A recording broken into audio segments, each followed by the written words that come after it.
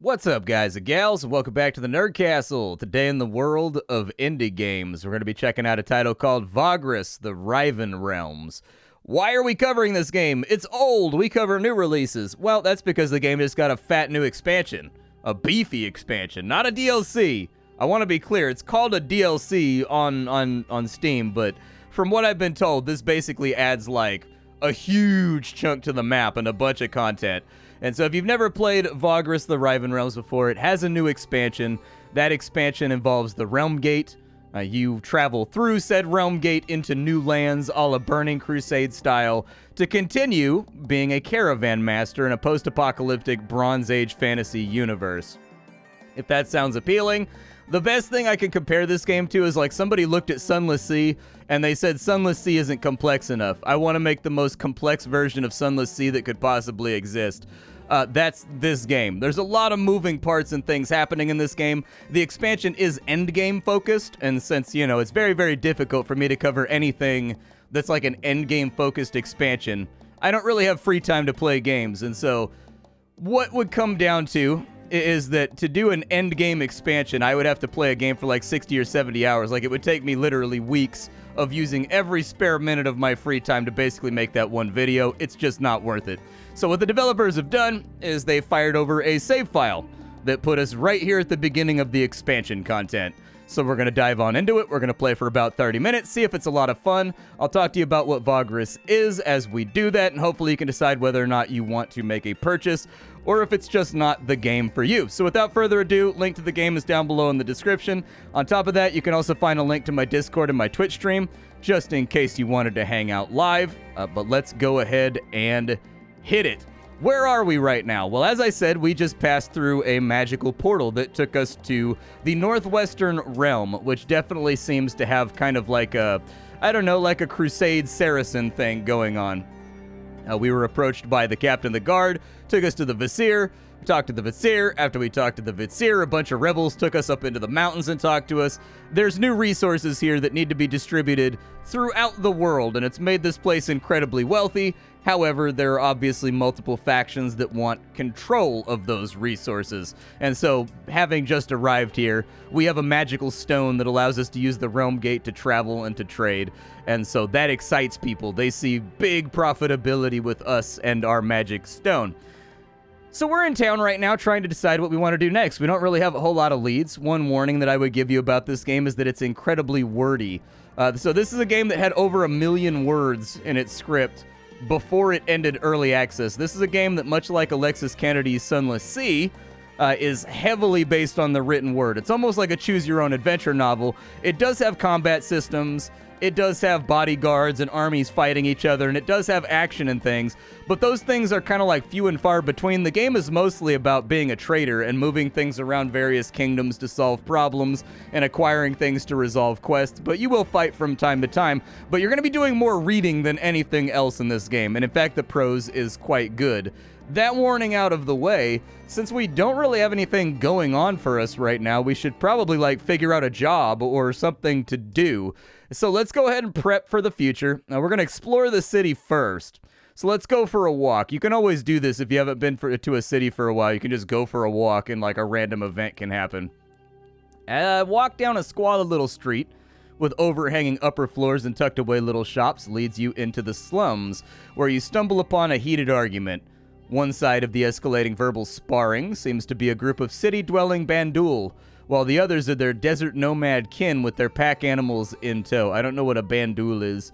The altercation must have started due to some petty reason, but now it's about Bandul traditions and the respect of Ahar, which according to the nomads, their city-dwelling brethren fail to live by. You can sense tensions rising by the minute.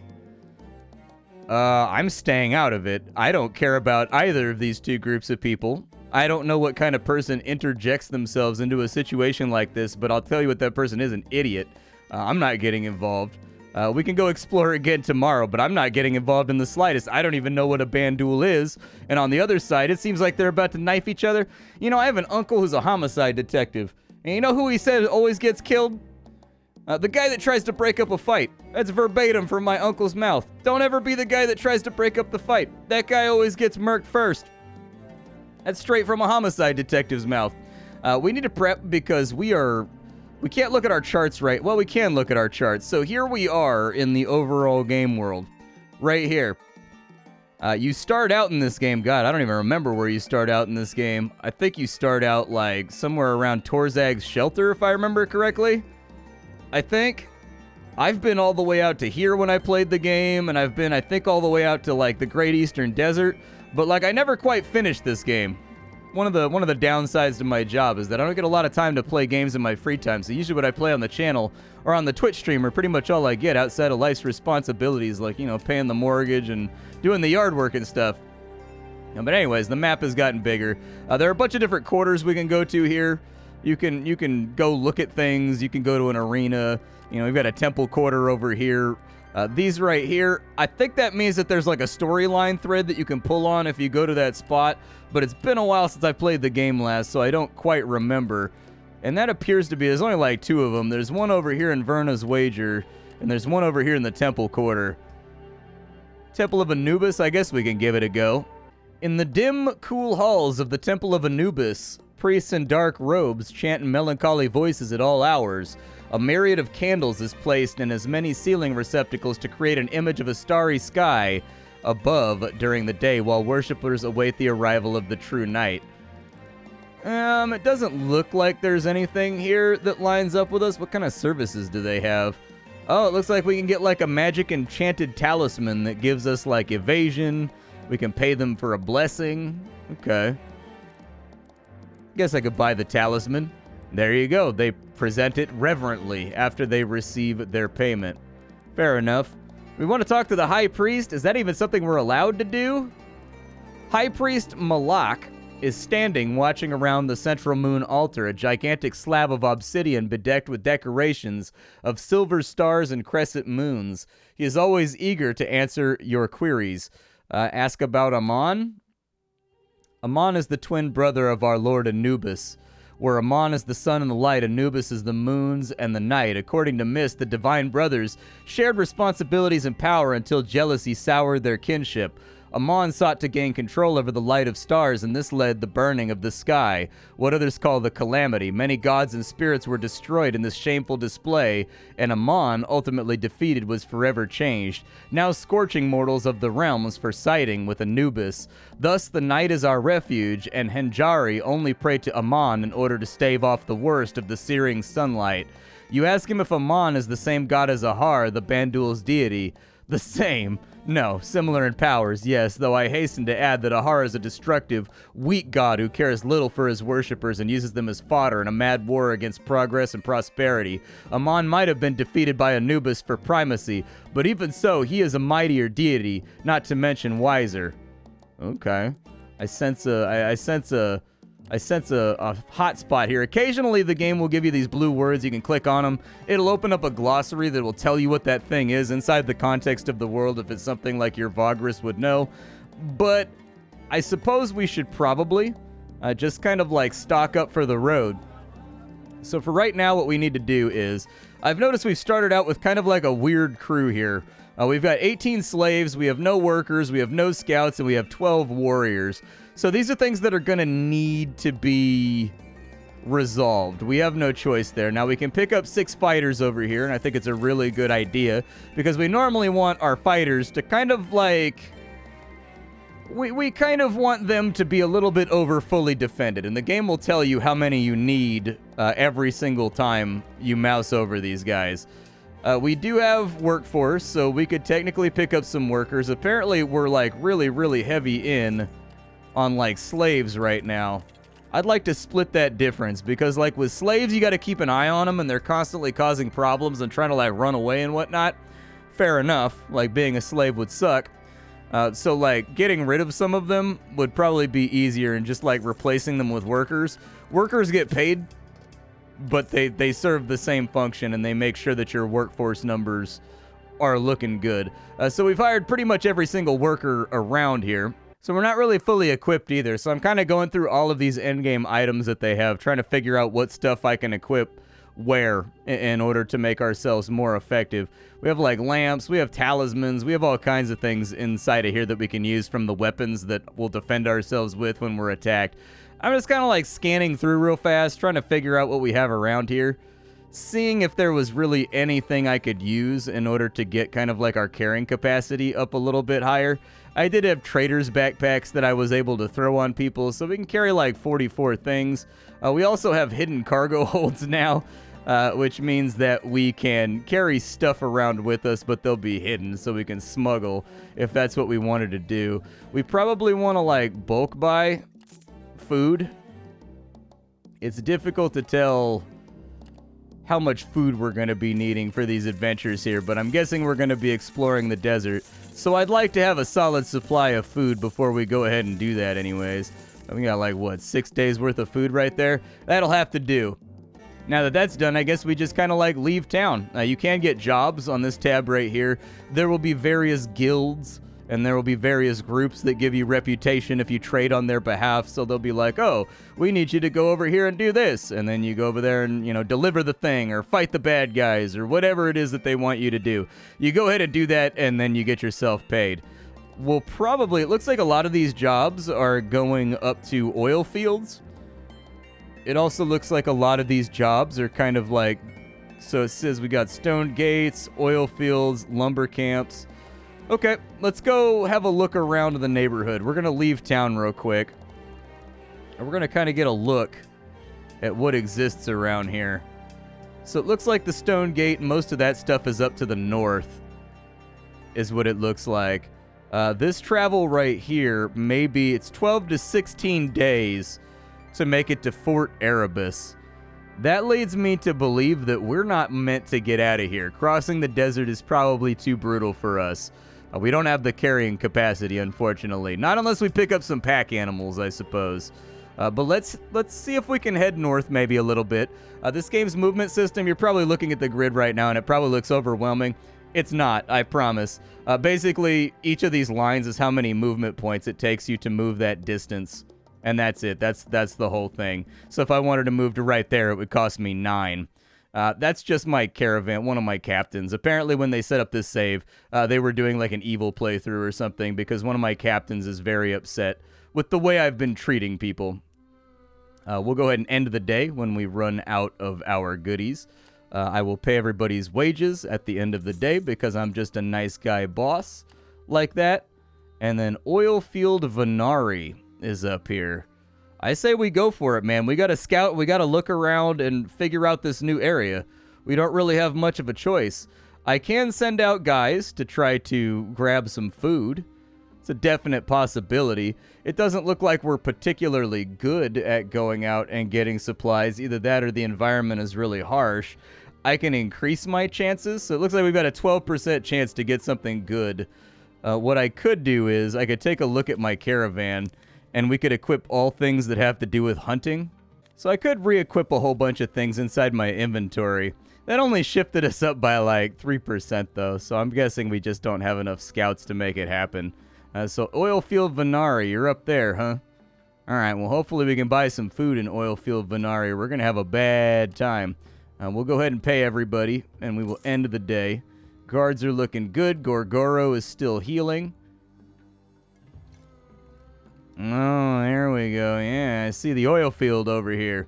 All right, we'll end another day real fast. And then let's head into the oil field and see what they got going on over here.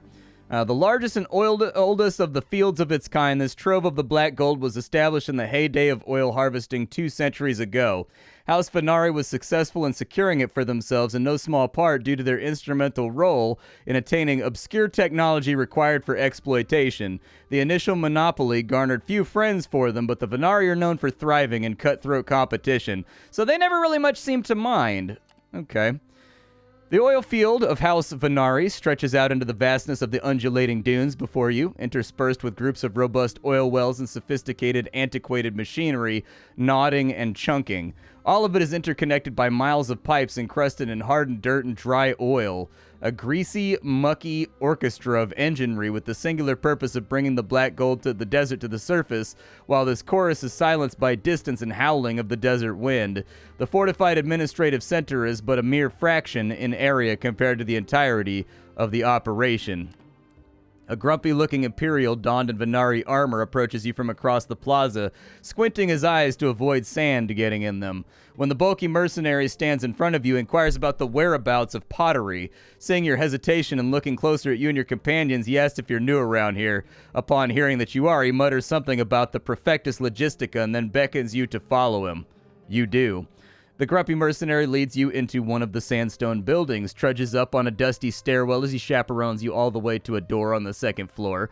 There, he tactfully knocks on the door, and when a receptive reaction comes, he peeks in and announces something about a new Vagrus, by which he means you.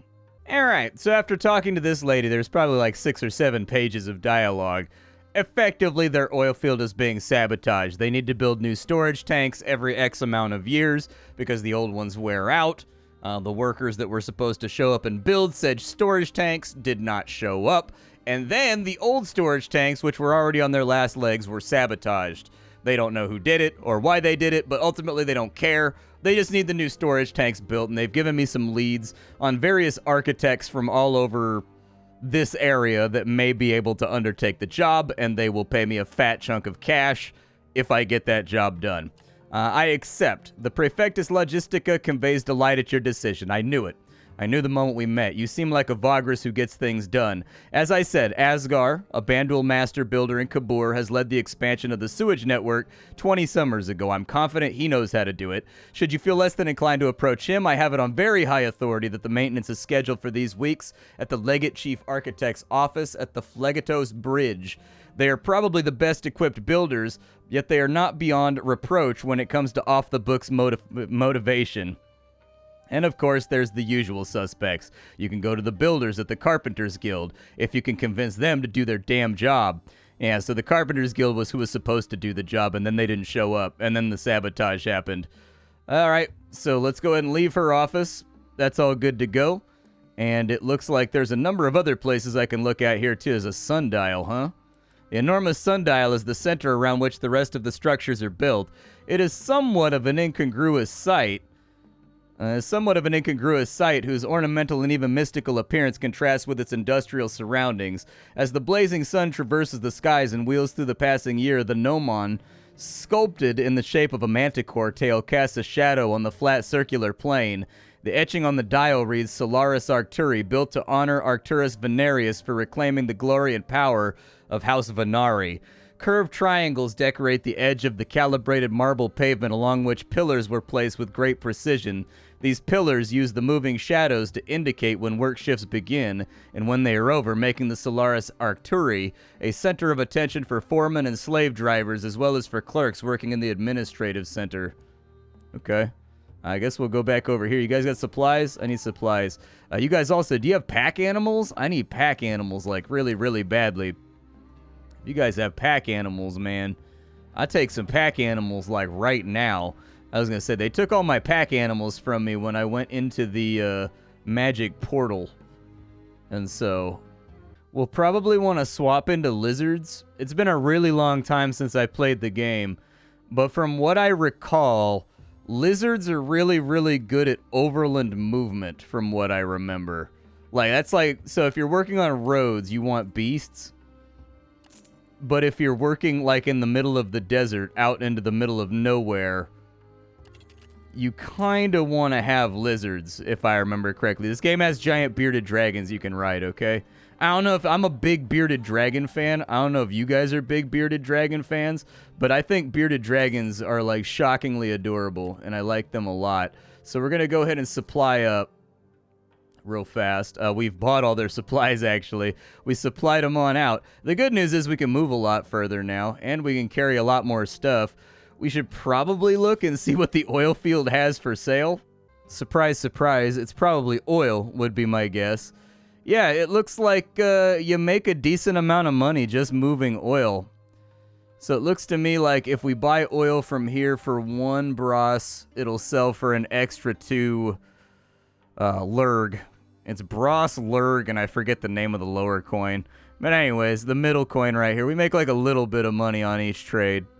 A little bit. We would obviously make a lot more money if we were taking it outside this area, but I'm guessing that's probably one of the main storylines, is like, how do you get all of the valuable stuff from the Northwest out of this perpetual Mojave Death Valley desert and into the other places in the realm? Nonetheless, I feel like it's probably not the worst idea. Looks like ceruleus crystals are quite valuable if we can get them to Kabur, so that might be a better run. Looks like Flava Flav crystals are worth quite a bit of money as well, as long as you can put up with the giant watch around your neck. Jade has a really good price. Okay. Ceruleus, Jade, and Flava Flav. Gotcha. Honestly, it kind of looks like oil is the only thing we can run here. There's a lot of things that have a decent exchange rate, but it doesn't look like they're being produced. And so there's no Ceruleus crystals, there's no Flava Flav crystals, there's none of the other things that we were thinking about taking with us. There is, however, large, enormous amounts of oil, and we do get one of the Lurg or whatever every time we take one back, so maybe we'll run it. I would say probably max out with whatever they have. We spent a lot of money on food, so like we got to get some kind of return on running back to town here in between these two locations. The stone gate is over there, huh? All right, well, we're not going to worry about that. We're just going to head southwards. It makes people cranky when you do this, but they're pretty happy right now. So, like, I'm going to do just a real fast forced march. Just real quick. And then we'll camp over here. They can be cranky about it, but I'm paying them on time. They're getting, like, good rations. They're getting good rest. So, like, one gnarly march isn't going to kill them. I'm trying to save money on supplies here. Ooh, hello. We've got the Forsaken. We are under attack. Apparently, there's some kind of zombies or something. They are apparently catastrophically weak, so I'm not exactly sure why they're trying to fight us. But let's go ahead and fight them, dude. Let's go ahead and we'll choose our goal is to defend everything equally. I don't think we're going to have too many problems. This is what combat looks inside of this game when you're doing like army combat. So you have like your retinue out front, and then your fighters will be in the back, and you can have archers and horsemen and stuff like that. You just click on like fight, and what you'll see is they'll all start fighting with each other. Everybody's got a different attacks and different defense and whatnot. If they wipe out any of your loot carriers or anything, you kind of like lose that loot, so you don't want them to break through the front line if you can help it. And the game is basically run in rounds. And we slaughtered all of the zombies right there. They've all been taken care of. 35 zombies, right? It looks like nobody really had anything bad happen to them. We've got to make a healing roll, from what I recall. We are now victorious, and apparently I looted some bones as well. So, yeah, we'll go ahead and take that. Some bones and a little bit of extra cash. Glad you got to see a combat, dude. Anytime I'm filming something like this, it's always, like, this was always going to be a really, really hard video to do because everything that happens in this game is random. And so when filming a game like this, it's always a nightmare to get any kind of, like, action or anything interesting on camera because you just don't know if it's going to come up, like, while you're walking down the road. And so that's one type of combat right there. That's the army combat. There's also a second combat system that looks like Darkest Dungeon with these guys right here, where they all have different abilities that attack different squares, and like they can move around, and they have different places in their formation, just like Darkest Dungeon. And you know, you fight that way too. But this is usually for like single combat. So like if somebody challenges you, like in a bar or like in a noble quarter or something, you would have these guys fight as your second against their bodyguards. We're in Kabur. We have nothing to hide. I will pay the gate tax as we go on in. We only lost one Lurg, and let's see if I totally struck out on this oil here, dude. Oh no, I think the price shifted on us, man. I think the price shifted on us on the way over here. It's starting to give me that vibe. I think we lost a little bit on that one. Yeah, well, you don't know unless you try. I went for it. Let's just get our money back real fast, or at least whatever bits and pieces of our money we can get back. There we go. I've also got apparently one bone over here that I must pick, therefore I shall. Combine those stacks right there. We've got good food going on at the moment. Here in Kabur, we needed to find we needed to find that one random guy. Let's go for a walk in town and see what we find. Let's see here. Exploring the long, snaking alleyways of the slums, you come across a curious couple outside a rundown rookery. They stand at its doors looking a little the worse for wear. Both are young, their features bright despite the visible exhaustion on their faces. The woman of the pair is slight and frail. There is no radiance to her, a warmth that seems to there is a radiance to her. Sorry, that changes the entire tone. There is a radiance to her. A warmth that seems to transcend her station. Her partner is an athletic imperial with thinning chestnut hair. His eyes are weary as though he had not slept for days. These guys want us to take them to Radamantis. I don't know exactly where Radamantis is. I'm not gonna lie to you. I have no clue where Radamantis is at. I assume that the context would be fine, but we'll go ahead and take it, I guess. Much appreciated, they beam. Don't worry, we'll mix in fine with your crew. Okay, let's see. Responding the kind. All right, I guess I need to take these guys to Radamantis, I suppose. Looks like Radamantis is slightly to the east of us on the overall world map. So yeah, how far that'll be, I don't really know. If I wanted to get there, it's 9 to 11 days to there, so it's probably about 8 days to there. It's probably a pretty chunky travel. They did say that they had curios and money, though, so maybe it'll be worth it. The other thing that we needed to do while we were in the neighborhood is that we also need to track down and at least talk to an architect or something around here. There's the Bandul builder that they were talking about, and so it seems like we can't find him. Alright, so finally people in the slums led us to him. He reclines in his chair and places one leg on a vacant one, after which he begins rubbing his aching knee.